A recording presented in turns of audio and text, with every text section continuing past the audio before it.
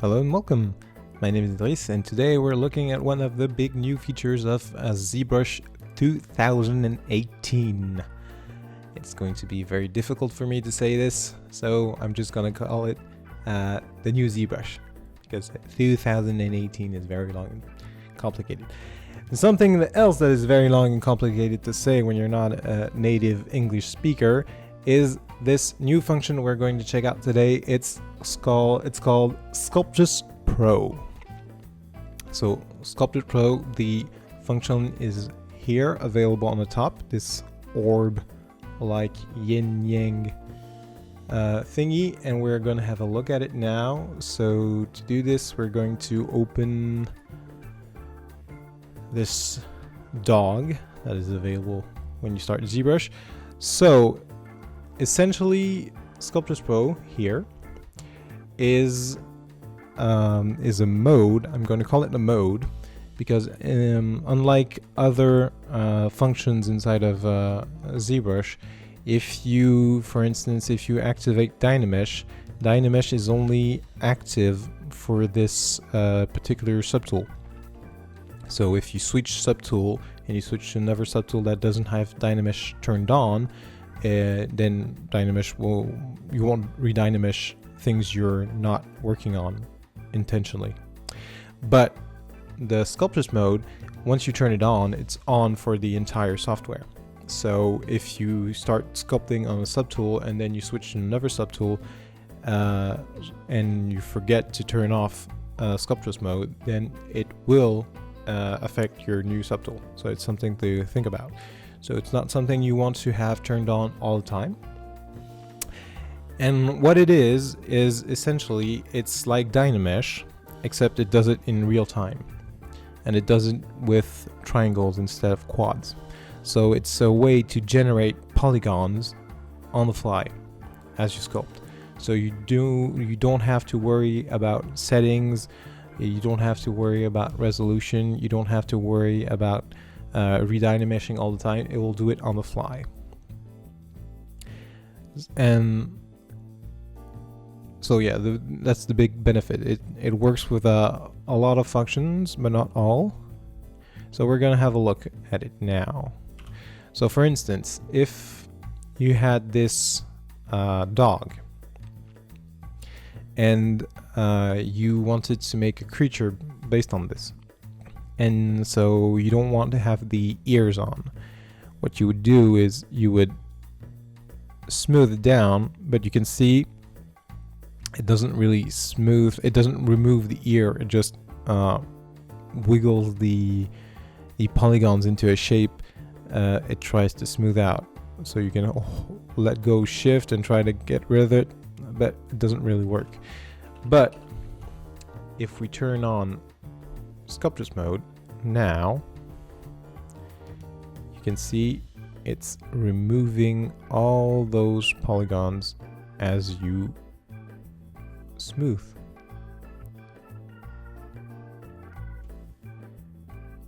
And now you can see that it created a bunch of geometry to compensate the changes you're making. So now you can keep working and you can clean off anything that bothers you without worrying about topology, because it will create the topology on the fly. So it's great for removing parts, and it's also great if, for instance, you had this. It doesn't work on subdivision levels, so we're going to turn off those subdivision levels. Imagine you wanted to remove parts of this leg. Usually you would have to perhaps create polygroups, then select the loops you wanted to remove, delete topology, close the holes and all that. Now we're going to mask this and mask this, for instance, and we want to remove this bit. So now we're going to smooth, keep smoothing, like this, we have just deleted parts of our mesh just by smoothing them out. So you can essentially remove any bits like this, or the tail, or the other tail. So you can just erase them using smooth, because it's creating the topology on the fly. You're not having to, if you use the clip brush, it would compress all the polygons together. If you any other method you'd use, you'd have to do something with the geometry, but now it's creating the geometry on the fly, and you don't have to redynamesh every few seconds and hope it's gonna work out. It's gonna work out just fine.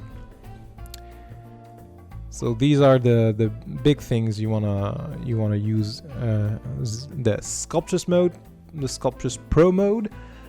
Yeah, it's called a mode. Yeah. So, and the other big benefit is if you are using, for instance, if you're a big user of the snake hook. If you wanted to add limbs or horns or something, you would pull on your model and you would get a big smear of ugly polygons. Like so, you can see that the snake hook pulls stretches the polygons to their limit. So if you use Dynamesh, you could start pulling a bit, redynamesh, start pulling again, redynamesh, and so on. But if you turn on Sculptris mode, I'm going to leave the polygons on, and you can see that now it creates all those polygons on the fly. So you don't have any of that ugly stretching, like so. So it's very useful if you want to add limbs, pull things, any big changes to the geometry. It's going to be very, very helpful, and you don't have to stop sculpting. Now, the way it works, instead of Dynamesh, so Dynamesh, the resolution of your Dynamesh determines the size of the polygons. But now, what determines the size of the polygons is your brush size. So, for instance, if I'm going to use the standard brush, if I were to make a big stroke, like so, turn Sculptris mode on, or else there's nothing to see. If I were to make a big sculpt, so you can see the resolution of the. Keep it big. You can see the resolution here. But if I were to make it smaller, you can see how the triangles are now much smaller. So the smaller your brush size, the more detailed something is, the smaller the polygons. So the resolution, so you don't need to think about resolution anymore, because you can see that depending on the size of your brush, like so, you can have parts that are very, very using very big broad polygons, because there's less details, but at the same time you can have parts with very, very fine polygons, and that will create it on the fly. So you don't have to worry, as long as you think about the size of your brush. You can make, if you want to make very fine detail, you don't have to think about increasing the resolution. Just if you want to make a scar on your character, you don't have to subdivide a couple of times. You don't have to increase the resolution by a few thousands, going up from 128 to 1024. So you just set the size you need, and you just sculpt your scar in. So you can see we have big geometry. Clean that up. we have big polygons, and in the middle of that we have very, very fine detail. So this will work on the fly. But if you wanted to, under the stroke palette, there's this tab for Sculptris Pro, and you can change a few of these settings. Adaptive size, this is what I was talking about. This depends on the size of your brush. So if you want something that is constantly the same size, you can turn that off. And now you'll have something constantly the same size. And you can determine that size by this number. So the lower you go, the smaller your triangles will be. So if you don't want to have something adaptive, then you can turn it off. But if you do so, then you will have something that is well, it will only ever change the parts you're working on. So you can see that these parts we didn't touch, they're still quads, and as long as we don't touch them, they will remain quads. So it's up to you. If you want to have the resolution to be constant, then you can. After this, I'm going to show you a clip of me trying out the mode. Sorry, and what I would recommend is that you turn it on and off depending on what you're doing. So if you, for instance, if you had something on your model, like a big change like this, and you wanted to get rid of it, and you wanted to get rid of it fast, so instead, imagine you've been working on this model for a while, so the resolution is something you're happy with. Instead of going back,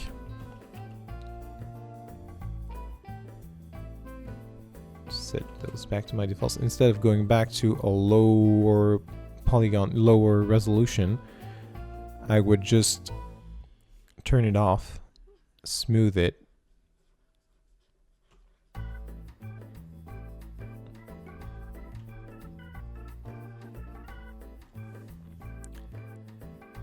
and maybe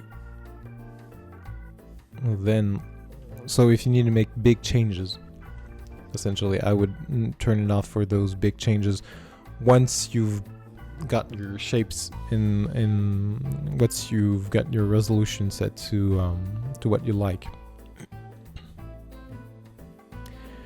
So yeah, turn it on and off. Some brushes will not work with the Sculptris mode. So any of these, for instance, if we pick one of those move brush, you can see the button is grayed out. So that means the topology will not be reconstructed.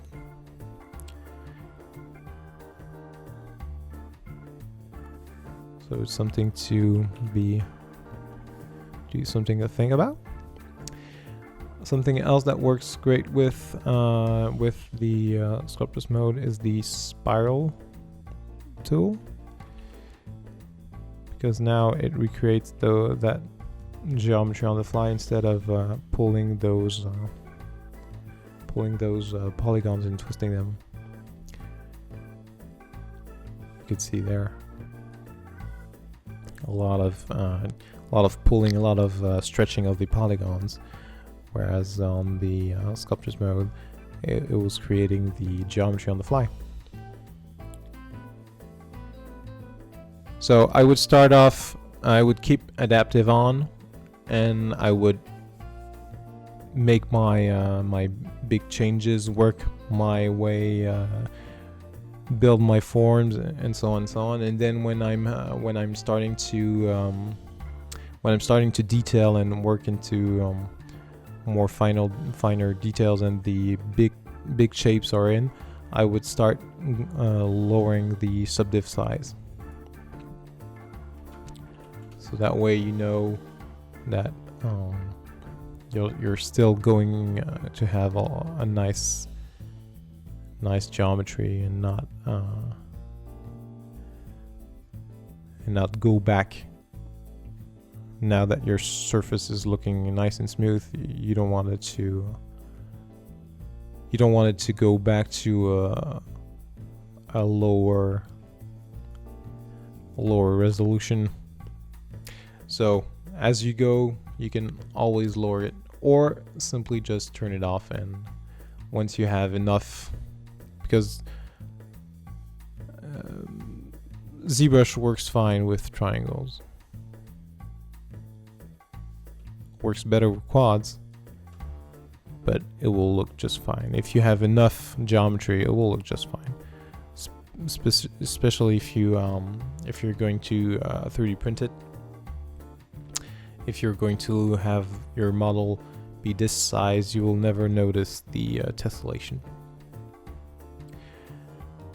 And you can always dynamesh, zero mesh it once you're happy. So for now, yeah, I think it's a great tool for tweaking. For instance, if you had to make changes on, if you had a 3D scan and you wanted to clean it up, the Sculptris mode would be a very good place to start. It would be much nicer than using Dynamesh. It's also great to make changes if for instance, if you had a model intended to be 3D printed and it was Dynameshed, and you Dynameshed it to key out the shapes, and all your keys are working fine, but you're missing a bit of detail on a part of the head. You need to add a scar because you forgot to sculpt in a scar. Then instead of going back to your main sculpt and then dynameshing it and redoing all your keys, you can just turn on Sculptris mode, and it will just add the geometry you want and not affect all the work you've done with Dynamesh. So all your keys will remain. It will only affect the parts you're working on. So for instance, if we've made this and we just wanted to change this, we could just move this part out, and you can see that. Just gonna move back. So we wanted to change just this part out. Now we can fix this, and we can see that the rest of the model is not affected. It will only change the bits we want to change. So if you had a model that you only need to change parts of it, and quads, and if the geometry isn't important to you, then Sculptris mode is a great tool. It's great for creating form out of nothing. If you wanted to use the snake hook, it's great to remove parts of it using the smooth. So if you wanted to make,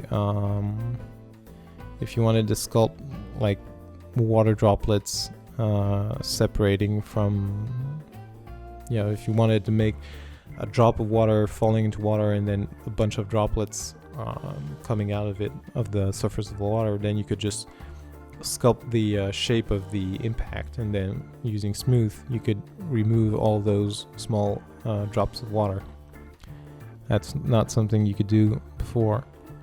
Now you can just smooth it out, and now you have these kind of drops of water separating from the form. So this is a great use of the tool. But like so many things in ZBrush, it's a new way to do something faster and easier, and it's not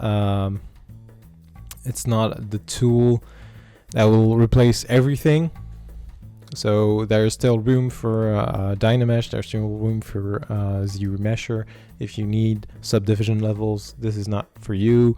If you want to have a more uniform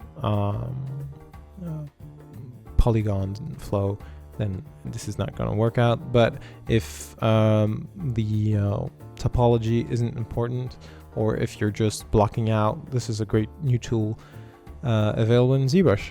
Now I'm going to show you a small clip of me doing something, just trying out the software, so you can have a look at what you could do with it. And yeah, that's gonna be it for me. We're probably gonna have a look at some of the other new features inside of this new version of ZBrush 2018. I don't know why 2018 is so difficult to say, but yeah, I'll see you guys in another video, and until then, hope you guys have a nice time. See ya.